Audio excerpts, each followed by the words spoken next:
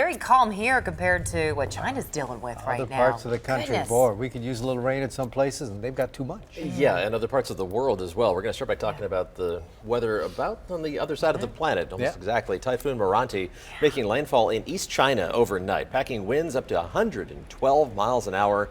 Strong winds, heavy downpours hitting China after hitting Taiwan and some of the other small islands out there in the western Pacific. Wind and rain knocked out power to thousands of people, shut down most of the local highways. Storming is moving northwest into the Chinese mainland, so it's decreasing in power even as it's knocking out the power there.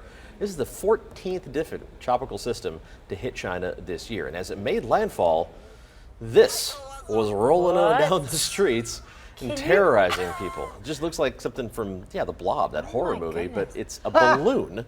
This is a moon balloon. Get the guy with the mic. Look at that. Yeah, rolling on down the highway. This large balloon spent the day Oh my goodness. just getting blown through the streets, traveling on highways, rolling over cars and people. It's a balloon, so it's not hurting anybody, but it did take a while to capture that runaway balloon.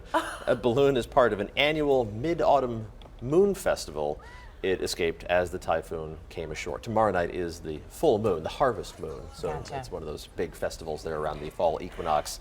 That's not what you want to see. Can you imagine sitting in your car, though, and seeing something like that? Looks like a boulder. Yeah, and that's well away from where the typhoon made landfall, but obviously the wind is still enough to keep rolling that thing around. That's fun to look at. Yeah, the actual moon, quite a bit larger than that.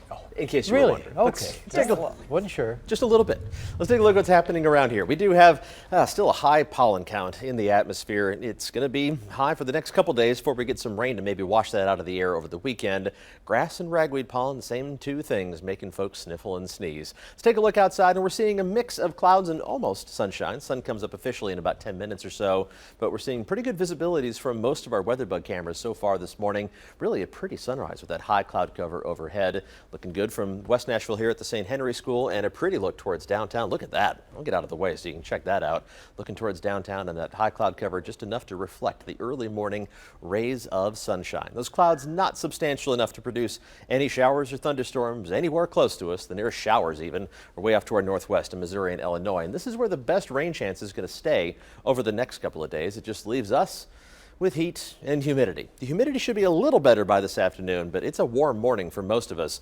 A little cooler in eastern middle Tennessee, even 59 in Livingston, but you're the outlier. 63 in Cookeville and Crossville, 70 Nashville, Murfreesboro, Hopkinsville, still 72 degrees in Murray, Kentucky.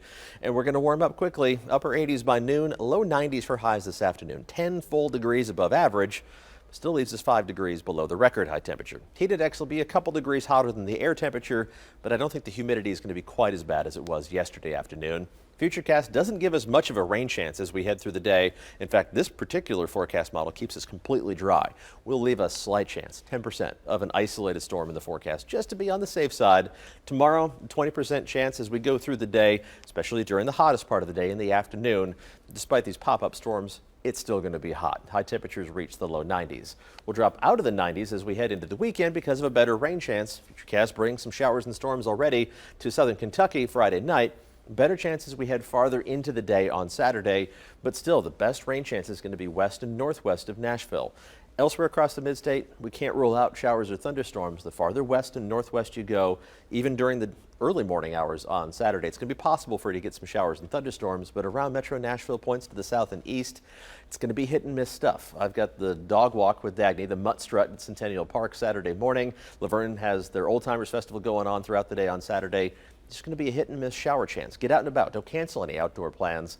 Just be ready to adjust because there are going to be these scattered showers and thunderstorms. I think the best chance of rain is going to move across the area overnight Saturday night and linger into the first half of Sunday, but that still doesn't look like a washout. And then the rain chances are going to dwindle Monday. Should be drying out. Still hot, but not as humid by Tuesday and Wednesday. All right, Paul, thank you. Also, Saturday morning, we've got our ALS walk. Tim Shaw, former Tennessee Titan. That'll be at Lipscomb University at 9 o'clock in the morning. So we hope the weather holds, we think. Yeah.